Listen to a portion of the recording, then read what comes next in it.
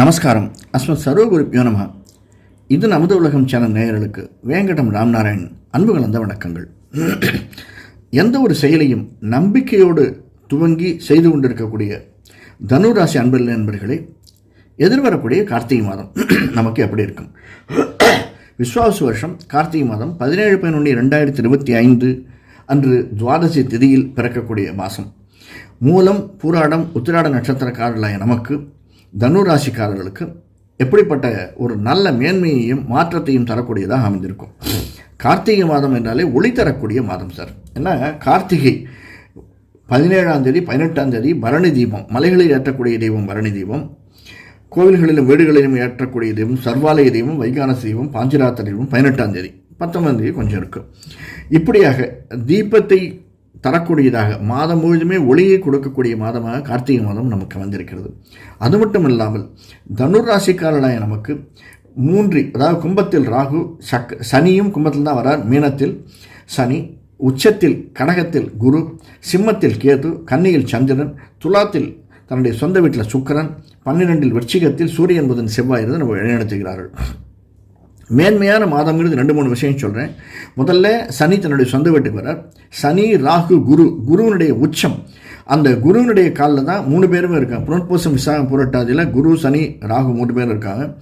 அது மட்டும் இல்லாமல் நம்முடைய 9ஆம் வீட்டுக்குடையவரான சூரியன் செவ்வாயோடு செவ்வாய் சொந்த வீட்டில் இருக்கார், சுக்கிரன் சொந்த வீட்டில் இருக்கார்.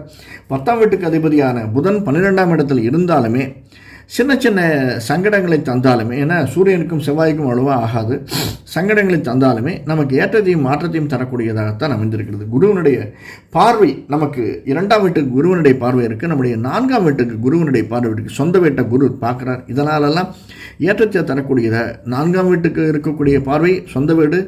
அது மட்டும் அல்லாமல் செவ்வாயினுடைய பார்வை நமக்கு 6ஆம் வீட்டுக்கு இருக்குது. நமக்கு 7ஆம் வீட்டுக்கும் செவ்வாயினுடைய பார்வை இருக்கிறதுனால கணவன் மனைவிக்கு இடையே உள்ள உறவு மேம்படுவதற்கான சாத்தியக்கூறுகள் இருக்குது.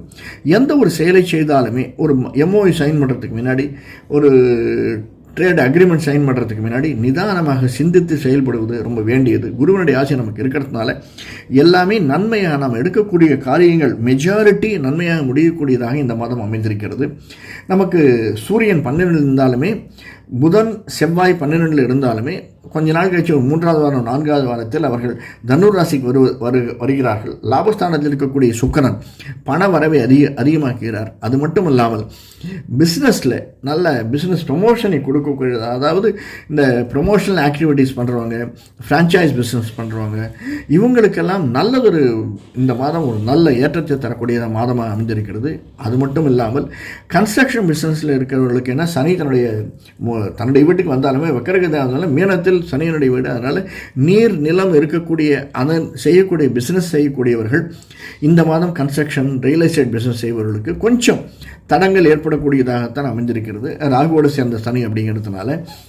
அதுவும் இல்லாமல் அது மட்டும் இல்லை, குருவினால் பார்க்கப்படும் போது நமக்கு அது அதிர்ஷ்டம் இருக்குது, மற்ற சமயங்கள் அதிர்ஷ்டம் கொஞ்சம் குறைவாக இருக்குது.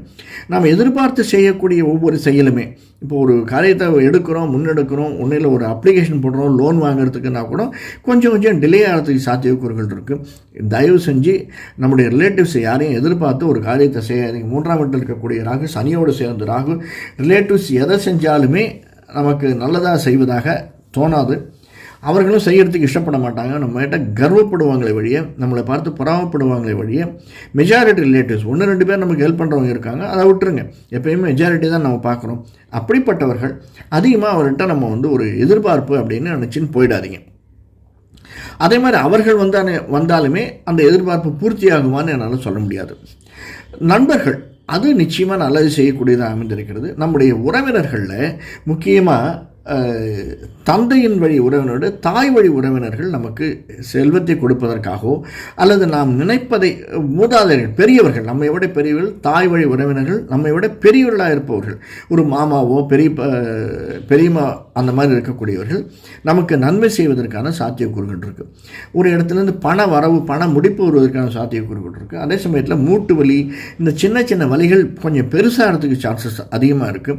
அதாவது சின்னது தானே அப்படின்னு விட்டுறாதீங்க, அது பெருசாகி நம்மளை கொஞ்சம் பாதிப்புக்கு உள்ளாக்கும், செலவினங்களை அதிகமாக்கும். இதனால் என்ன, செவ்வாய் இருக்கக்கூடியது மருத்துவ செலவுகள் அதிகமாகிறதுக்கான சாத்தியக்கூறுகள் அதிகமாக இருக்குது. இதையெல்லாம் பார்த்துக்கோங்க. 4ஆம் வீட்டை செவ்வாய் பார்த்தாலுமே, 3ஆம் வீட்டை 4ஆம் பார்வை செவ்வாய் பார்த்தாலுமே நமக்கு சின்ன சின்ன ரோகத்தை செய்வதற்காக தடங்கள், எந்த ஒரு காரியத்தை எடுத்தாலுமே உடனே கிளியரன்ஸே கிடைக்காது சார். டக்குன்னு ஒரு சின்ன எதிர்ப்பு வரும். அதுக்கப்புறம் தான் நம்முடைய முயற்சி அதில் அதிகமாக இருக்கிறதுனால நிச்சயமாக அந்த முயற்சி நமக்கு வெற்றியை தரும் என்பது சிறிதும் சந்தேகம் இல்லை. மெயினாக என்ன பண்ணுங்கள், சனிக்கிழமைகளில் ஞாயிற்றுக்கிழமைகளில் நவகிரகத்தை வணங்கி வாருங்கள். நம்முடைய இஷ்ட தெய்வ குலதெய்வ வழிபாடு முக்கியம். சனி ஞாயிறு ஏன்னா எல்லாமே கிரகங்களும், உச்ச கிரகங்களும் சரி மற்ற கிரகங்களும் சரி நமக்கு நன்மையை செய்யக்கூடியதாகத்தான் இருக்குது. கிரகங்கள் எதுவுமே கெடுத்துணும்னு நான் சொல்ல மாட்டேன். நம்முடைய கர்மா நம்மை கெடுதல் செய்யுமோ நல்லது செய்யுமோ நாம் செய்கிறது நமக்கு திரும்பித்தானே வரும். அதனால் சனி ஞாயிறு கிழமைகளில் நம்ம ஏதாவது ஒரு வேண்டினோ ஒரு நல்லது நடக்கணும் அப்படின்னா விளக்கேற்றி வாருங்கள். இல்லைன்னா சாதாரணமாக சென்று நவகிரகத்தை வணங்கி வாருங்கள்.